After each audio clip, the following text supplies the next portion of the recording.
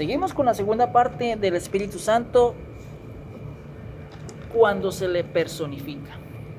Ya vimos en que el idioma hebreo era una lengua primigenia, escrita en caracteres, que no tenía vocales ni signos de puntuación, se escribían mayúsculas de derecha a izquierda.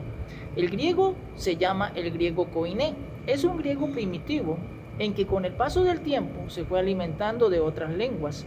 Tomó principios gramaticales de otras lenguas, se fue estructurando y cuando vino la palabra de Dios, esta lengua que es el griego, ya se había contaminado, es decir, había tomado prestado cosas de otros idiomas, como del latín y del mismo hebreo, como una mezcolanza, y habían fortalecido en esa lengua griega en principios y normas gramaticales de otras lenguas. Por eso el griego es un poco más confuso al interpretarlo, en cambio el hebreo no tiene esta decadencia.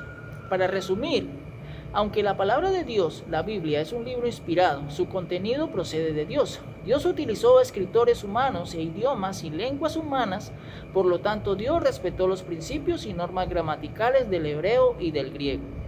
Con esto debo entender y así interpretar correctamente la palabra de Dios, y no quiere decir en que debo ser un erudito en el hebreo y en el griego, pero sí por lo menos ser conscientes y entender de que estos idiomas tienen unas normas gramaticales y debo esforzarme por entender lo básico de estas normas. Dentro del griego, las figuras literarias o retóricas o gramaticales que encontramos podemos hablar de la exageración. Una exageración es una verdad que se exagera o se agranda para darle valor a las cosas que se dicen. Por ejemplo, Jesucristo dijo en el Evangelio de Mateo capítulo 17 versículo 20: si tuvierais fe como un grano de mostaza, diréis a este monte, pásate de aquí allá y se pasará, y nada os será imposible. Es una exageración. Jesucristo está diciendo que aunque muy pequeña sea nuestra fe, podemos hacer cosas grandes, pero no está diciendo que yo pueda o que mi fe me capacite para quitar o echar a un monte de un lado a otro. Nadie hizo esto, ni siquiera el mismo Jesucristo quitó un monte y lo echó en otro lugar porque tenía fe. No, esto es una exageración, se exagera algo para darle valor o intensidad. Lo mismo pasa con la parábola, es una ilustración, yo no puedo darle una interpretación literal, es una figura literaria. También está la analogía. Es parecida a un símbolo, es una comparación sin que esas dos cosas estén relacionadas. Veamos un ejemplo. Jesús dijo: el reino de los cielos es como un tesoro. ¿Acaso el reino de los cielos es un cajón o un baúl lleno de joyas? No, hermano. Jesús está comparando cosas materiales con cosas espirituales. Eso se llama una analogía. Especialmente en el hebreo encontramos esto. En la poesía se compara una cosa con la otra. Gramaticales o retóricas, en las normas de un idioma. Una norma gramatical del hebreo y el griego es la prosopopeya. Es una figura, un principio literario que consiste en darle cualidades animadas en personificación en las cosas inanimadas que no son personas.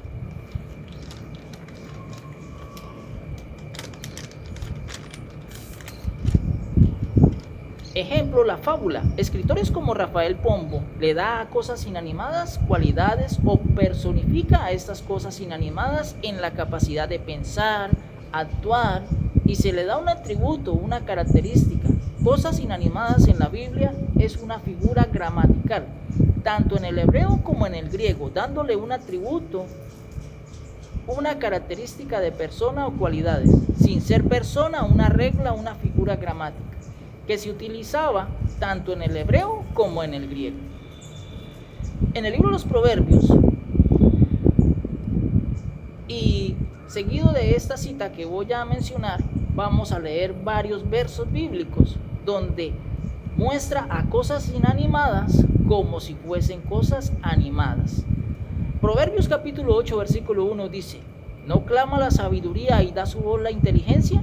En esta expresión el proverbista dice que la sabiduría clama y la inteligencia tiene voz, porque se le personifica y se le da cualidades de persona a algo que es inanimado, a algo que no es una persona.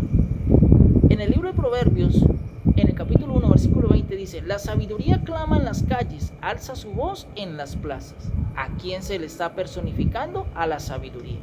El Salmo 114, versículo 4 dice, los montes saltaron como carneros, los collados como corderitos. Está hablando de una manera simbólica a algo que no es animal. El Salmo 98, versículo 8 dice, los ríos batan las manos, los montes todos hagan regocijo.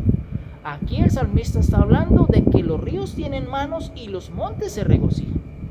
Y no son personas. Salmo 65, versículo 13 dice, se visten de manada los llanos y los valles se cubren de grano. Dan voces de júbilo y aún cantan. El salmista dice de que los llanos se visten y los valles cantan. Y esto es simbólico porque nadie ha visto un monte o un llano de que haga esto. Y por eso es una prosopopeya literaria. Le da una capacidad en darle una personificación a aquello que no lo tiene, de características de personas a aquellos que no lo son. Génesis capítulo 4, versículo 10 dice, y le dijo, ¿qué has hecho? La voz de la sangre de tu hermano Abel clama a mí desde la tierra. Aquí dice que la sangre tiene voz y puede clamar. El Salmo 73, versículo 9 dice, ponen su boca contra el cielo y su lengua pasea la tierra. Está hablando como si la lengua fuera una persona y pudiera dar un paseo por la tierra. El Salmo 35, versículo 10, todos mis huesos dirán a Jehová, ¿quién como tú que libras al afligido del más fuerte que él? Y el pobre y menesteroso del que le despoja. Dice, en que los huesos dicen o hablan. En la primera carta a los Corintios, capítulo 12, versículo 15, el apóstol Pablo, hablando en prosopopeya, dice, si dijere el pie, ¿por qué no soy mano? ¿No soy del cuerpo? ¿Por eso no será del cuerpo? Y el versículo 16 dice, y si dijere la oreja, ¿por qué no soy ojo? ¿No soy del cuerpo? ¿Por eso no será del cuerpo? Pablo está presentando la iglesia como unos miembros y dice que estos miembros se hablan entre sí. Obviamente la oreja no habla, los pies no hablan, ni las manos hablan. Aquí Pablo personifica porque utiliza esta figura literaria o retórica dentro del idioma de la prosopopeya, que tiene la capacidad de personificar las cosas que no son personas, en darle voz a algo que no habla, en darle inteligencia a algo que no la tiene, porque es algo que está dentro del registro de un idioma, de una norma literaria o gramatical. Mis amados en el Señor, en el próximo video continuaremos con la tercera parte. Y dice la palabra de Dios, lámpara es a mis pies tu palabra y lumbrera a mi camino. Y el apóstol Pablo dijo en Tesalonicenses capítulo 5, versículo 21, examinándolo todo y retener lo que es bueno. Que la palabra de Dios corra y sea glorificada.